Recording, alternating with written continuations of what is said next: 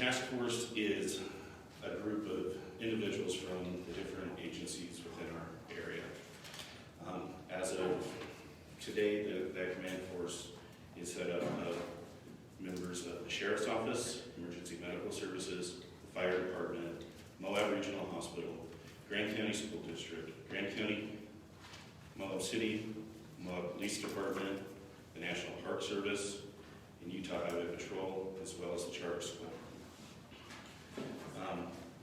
We have implemented a unified command structure where each of these different entities place significant roles in planning and operations, logistics, and financial aspects of the command structure. With me today are a few members of that task force.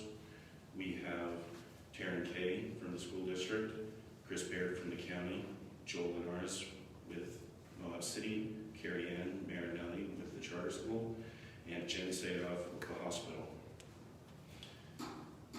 As of today, there are no reported cases of COVID-19 in Carbon, Emory, or Grand counties, but there are 6 in the state, which is an increase since yesterday.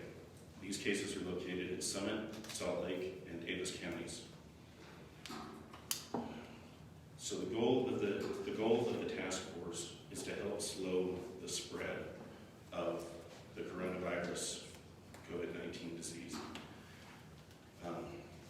What we're trying to get to our public is an important message to help us flatten that curve. As part of flattening the curve, and let me kind of explain that. The idea is that if we get a lot of cases of COVID-19, our medical institutions are going to struggle to take care of all of those patients.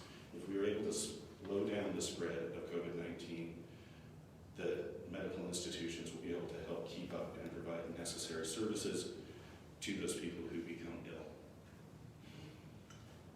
The closure of institutions is imperative in mitigating the spread of the virus because it increases social distancing. Social distancing is shown to be the primary way to combat the spread of COVID-19. As of today, all city and some county buildings are closed to the public. The city and county officials will elaborate further on that later. Beginning Monday, all students in Grand County School District and in the charter school are dismissed from school for 2 weeks. The school district will provide further updates on that. What I want to bring home with this is that the public is our greatest asset in the fight. We need our community to practice social distancing. If you can stay home, please do so. If you need, we need everyone's partnership in prevention. Wash your hands. Don't go out if you're sick. Certainly don't go to work if you're sick, even if you're able to work. If you are over 60, don't congregate in groups over 20. If you are younger and well, avoid groups over 100. Ideally, avoid groups in general and stay 6 feet away from people. We cannot emphasize any further or any more that it is important to socially distance, wash our hands, and stay home. I am going to now introduce Taryn Kay with the Grand County School District to give an update on what's happening at the school district.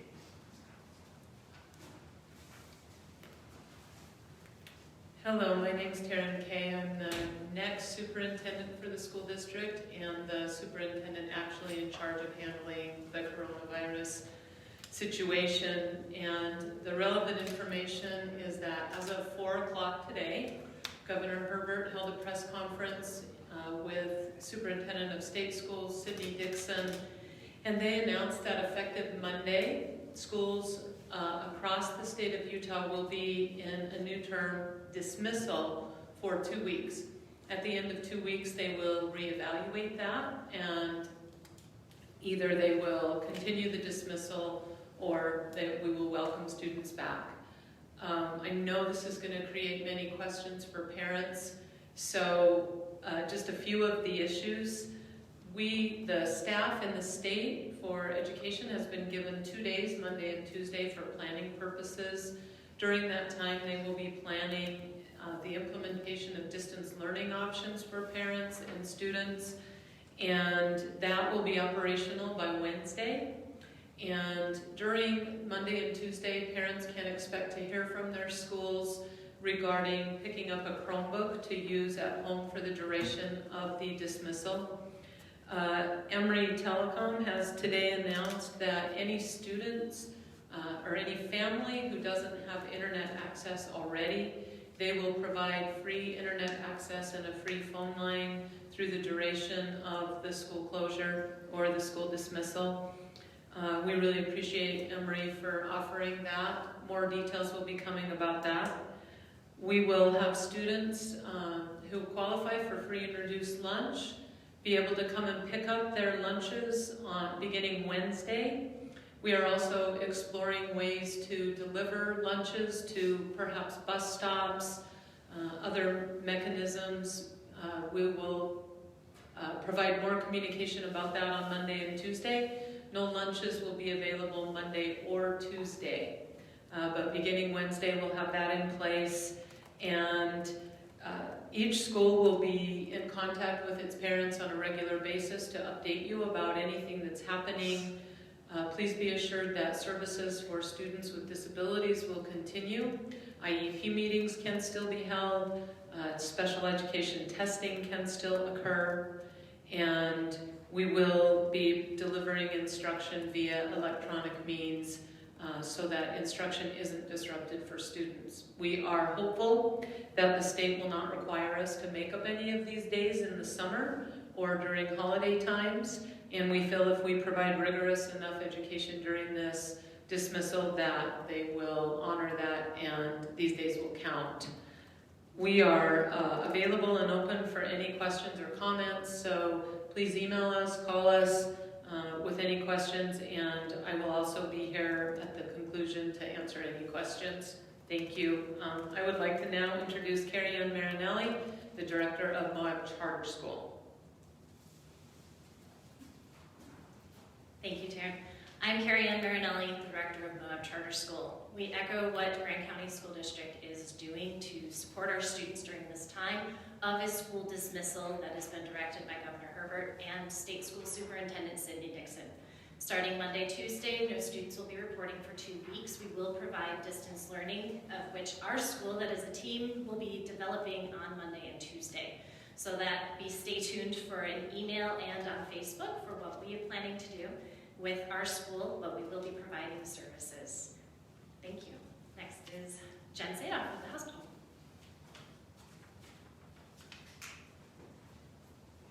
Hi everybody, my name is Jen Sadoff. I'm the CEO at Moab Regional Hospital. We just want to say thank you to everybody who's reached out with offers of support, from bringing masks down to volunteering. I think in this time where, it's a scary time, it's an uncomfortable time. There's a lot of things in flux, but working together with this group of people, I can assure you that this community will pull together to meet our community's needs, whether that's outside the hospital or inside the hospital. And I especially want to thank our nursing staff and our physicians and our admission staff and our housekeeping and our dietary staff, who, while everybody else is social distancing, is going to be there for our community, taking care of them if they need it. We need your help in keeping the residents of Canyonlands Care Center, probably some of the most vulnerable people in our community and attached to our hospital, safe. We need your help in keeping our healthcare workers and our patients safe. And what that really means is not coming to the hospital if you don't have to. We are looking at canceling elective surgeries for the next several weeks. We have transitioned our family practice clinic so that we've canceled our wellness visits there, so those physicians can be available in the emergency room and in our med-surg unit and in our evaluation tent located outside of the ER. If you have any respiratory symptoms, and Dr. Cole is here and can go over those in more detail, we don't want you to come to the hospital without calling and that number is 435-719-3998. There is a nurse navigator on the other side of that line who will navigate you to the appropriate part of the hospital to be seen. That being said, if you are having difficulty breathing or severe symptoms, please call that line and call 911. They're prepared to navigate you and let them know what symptoms you're having.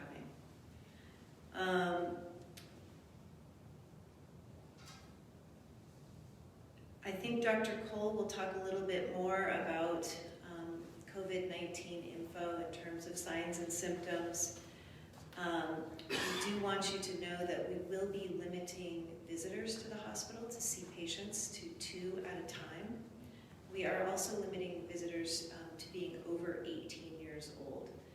And some exceptions can be made in certain cases of obstetrics and hospice, but in general we prefer people under 18 to not be at the hospital unless they have an appointment with a provider. As I said earlier, our family practice is rescheduling, but if you have something going on, please do not hesitate to let the receptionist know when they call you that you would still like to see your provider. If you need a prescription refill, let them know that, and they will make sure to take care of you. We are still open for business for people who do not have COVID-19, and we want to make sure you're taken care of.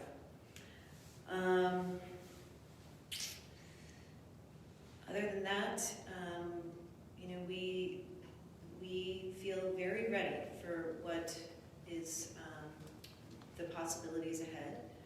We have ideas in mind for how we'll handle surges in patients. We have equipment arriving for transferring patients that's specialized, and we're looking for ways to set up telemedicine to keep people's connection with their providers happening during this time. So we're here for you. If you have any needs or questions, you can always give me a call at the hospital and ask for me. We do ask that you keep the coronavirus hotline available for people truly concerned about having the coronavirus. Please don't use it as a complaint line for the hospital in general. Let's keep it open for people who need to use it to navigate healthcare. Thank you so much. I'd like to introduce Chris Baird, the county administrator. Thank you, Jen. Thank you, Ryan, for all your hard work. Chris Baird from Grant County Council, Administrator's Office. I just want to give an update on the status of the courthouse. As of now, the courthouse doors are still open, but please be advised that several offices have begun to operate remotely, and we probably will only accept payment electronically or via the phone. Also, the Grant County Library is closed until further notice, and senior socialization at the Grant Center has been suspended. Just also wanted to let everybody know that the Moab Area Travel Council has placed 13 hand washing stations around downtown Moab and one over by Swanee Park. So encourage the use of those. I also wanted to let everybody know that I've been working with the staff of the Grant Center, and we're going to provide assistance to the community for those who are at risk or who come down with mild cases of coronavirus, grocery delivery and supply delivery. And I'll come out Monday with a phone number for those services.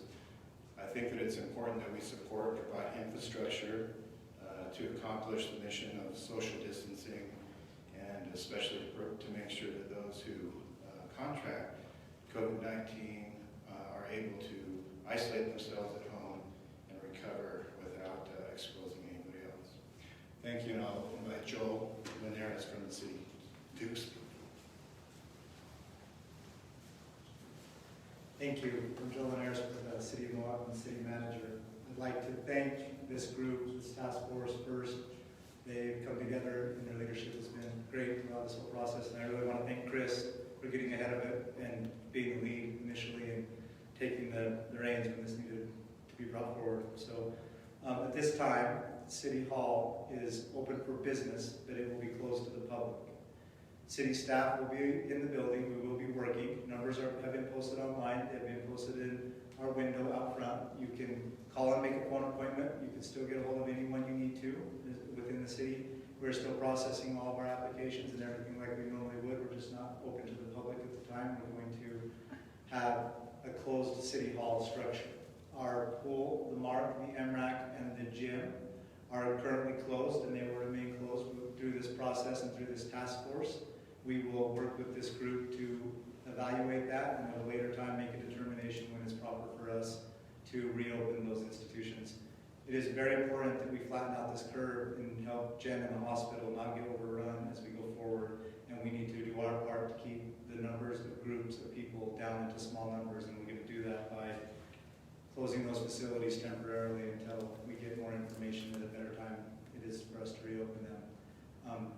That said, I just want to reiterate, Moab City Hall is functioning, it is operating, Moab is open for business. We will continue to provide all the essential services that everyone will need through this process, water, sewer, law enforcement, all of those things will be delivered, and they will be delivered without a hitch. So I want to thank this group once again, and I'm going to hand the time back over to Orion and take questions.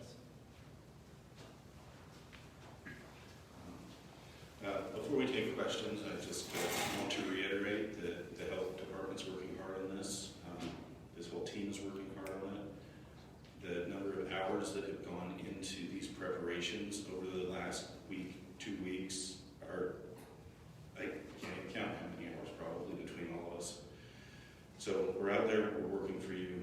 We need our public to partner with us and use those previously mentioned practices of social distancing, hand washing, staying home when you're sick. And anyway, beyond that, we also have Dr. Cole from the hospital here to give us a description of what those symptoms are that we're looking for. After Dr. Cole's given us those descriptions, we'll open up the room to questions from the media. Thank you, Orion. So I'm Dylan Cole, I'm Chief Medical Officer at Moab Regional Hospital. And I just want to reiterate that we are in the preparedness phase right now. We are ramping up our capacities and making preparations among all of these organizations to do two things. One is to maximize our ability to take those community mitigation strategies that we've all been talking about in order to flatten the curve and slow the rate that this pandemic could affect us here locally and regionally in terms of medical capacity. The most important thing there, as Jen Sadoff mentioned, is that we are really attentive to the fact that for the most part, the majority of people that get this illness will have mild symptoms similar to the flu. Those symptoms most typically present as fever and cough. Fever is present in at least 80% or so of cases. Cough also in the great majority. Symptoms such as upper respiratory congestion, stuffiness, sinus-related symptoms are quite, while they rarely or sometimes occur, they're quite less frequent. Shortness of breath certainly is seen, as can be flu-like body aches. So it's best thought of as a flu-like illness. And again, the important thing for the entire community in terms of how do we face this together is that the majority of those patients with mild symptoms self-isolate and stay home. Not everyone who has mild symptoms can, should, needs to be, or can be tested. Testing capacity remains limited, and we're working closely with the state, with the CDC, with the health department in terms of staying on top of what those guidelines are in terms of testing capacity. The hotline that we've established, which Jen mentioned, is your point of contact, and it is important to keep the facilities of our local hospital open and not overwhelmed with patients with mild symptoms. As Jen mentioned, we have restructured many of the operations of the hospital, have, again, at this point in preparation for what is anticipated to be a significant upswing in the numbers of patients that we may be seeing and dealing with respiratory symptoms. We have a small medical staff, small nursing staff, a small team entirely at our 17-bed critical access hospital. We are restructuring operations there significantly this week to create capacity so that we're ready to handle that. I think we are ahead of where many similar hospitals are. I'm very confident of that, confident of the preparations we're taking.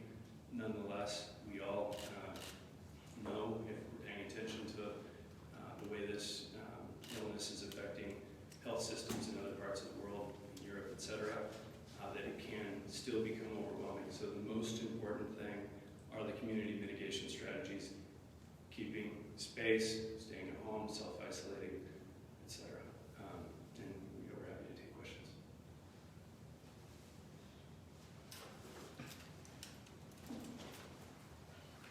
Doug McMurdo, Times Independent.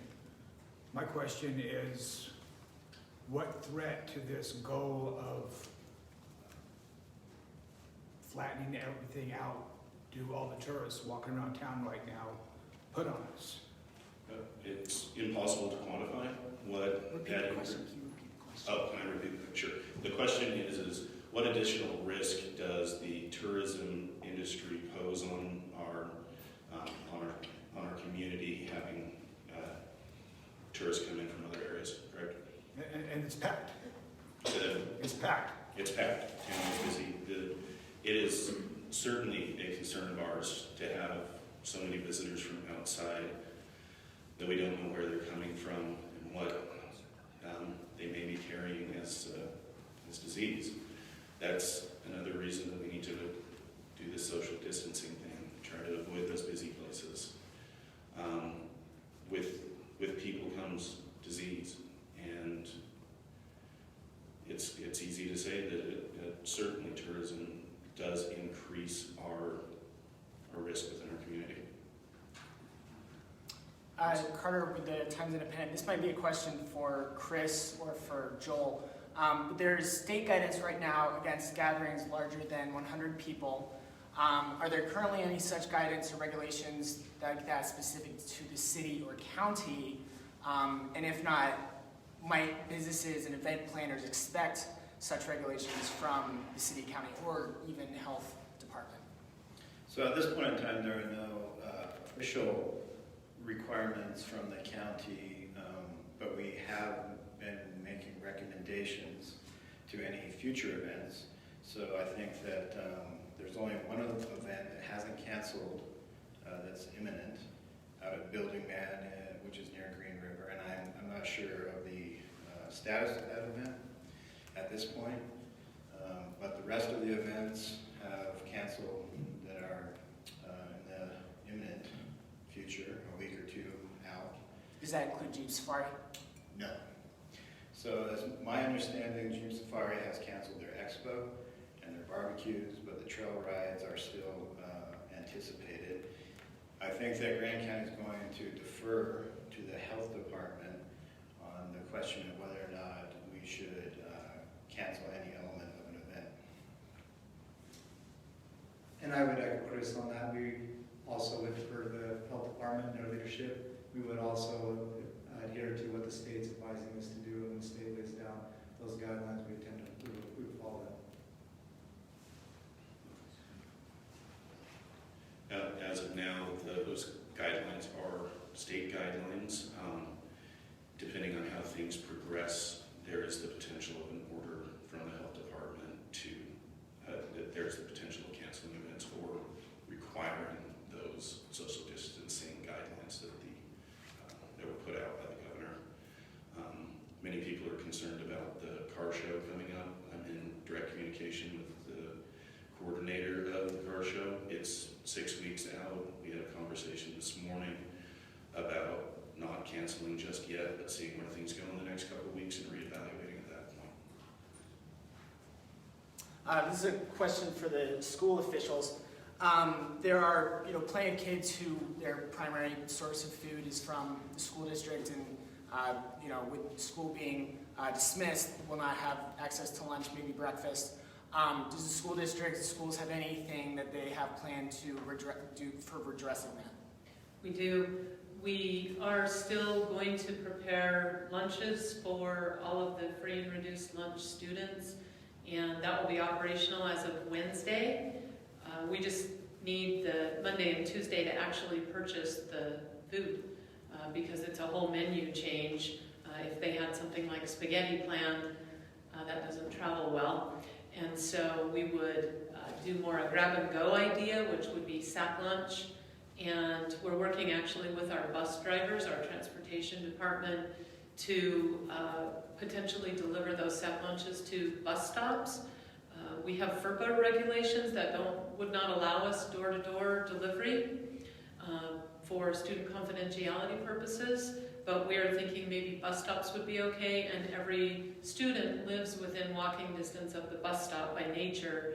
And we're hoping, I've been in direct consultation with both our food nutrition and our transportation department, and they're going to be ready to have that operationalized by Wednesday. So there'll be like a window of, this bus stop between 11 and 11:15. The bus driver will pull up, maybe not in a bus, but like a Suburban, and have the lunches available for students at that stop, and they could come and pick those up. That's our plan right now. If that changes or broadens, then we will go ahead and announce that via Facebook, website, parent link, all of those things. Moab Charter School contracts with Grand County School District for their food services, and so we will be echoing their plan and doing our very best to still provide those food for our students. This is a question maybe best directed to Orion. But for businesses that are looking for guidance about whether they should close, how they should be handling customers, that sort of thing, where should they go for that guidance? Who should they ask? Businesses can reach out directly to us at the health department. We're manning the phones as best we can. Currently, we have myself and another environmental health scientist, Jonathan Dutrow, that are fielding those calls and providing that guidance. We are also have sent out guidance to our restaurants as of today on reminding them to continue doing their rest management practices that are always required of restaurants, because we recognize that is a location where people are coming together as groups. And so we've asked those restaurants to really up their game when it comes to sanitation and food safety practices. This is an observation as much as a question. I've been looking at the Spanish flu, 1918 in Moab. 2 people died. Now, a lot of men died in the mining camps, and the Navajo Nation was just decimated. But Dr. Williams, he was making people wash their hands. He was making them stay home. And when it got so bad, they had deputies at both ends of town with shotguns, and you didn't come into town. Is that a scenario that you could see happening if this actually does take hold? Sure. We're going to take whatever means are necessary to protect our public from the spread of this virus and disease.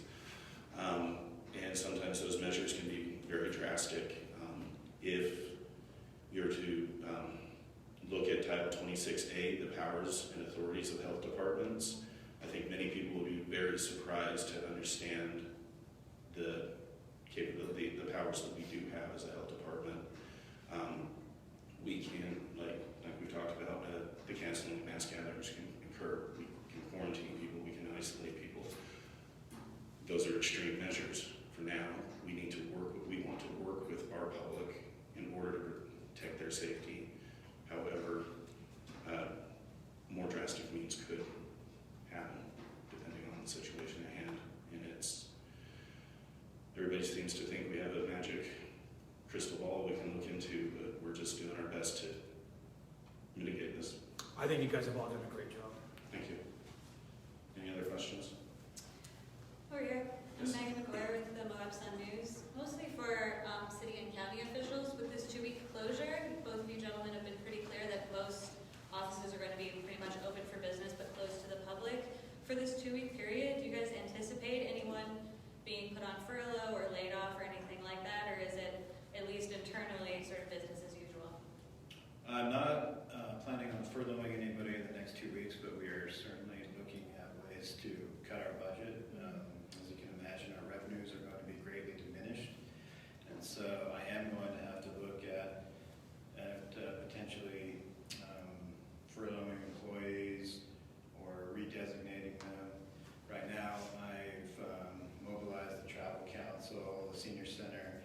staff at the Old Spanish Trail Arena to respond as necessary to help mitigate COVID-19 and to provide support to the community. So that's my plan at present. For the city, we don't anticipate much of a decline in services as we go forward. We think that we can provide the level of service from behind the closed door aspect is about as good as we are doing currently. So the goal right now is to get through the next two weeks to a month and then reevaluate where we are. We have taken steps to track our spending, track what we're doing, and we're keeping tabs on everything that we are doing. So when the time comes to do the emergency management side of things, we're prepared to make those claims as well. Thank you very much. One small follow-up would be, do you guys anticipate this impacting city and council continuing to have, obviously functioning open meetings? I've discussed it. Under the declaration of local emergency, there is the possibility that the council could delegate executive functions to me, and they would still be required to pass legislation or legislative actions. And if it comes to it, I think that we may have to postpone those actions, and so we've been considering that. Like Chris, we've also done our research and looked into if this gets worse, what we're going to have to do in order to keep the government functioning.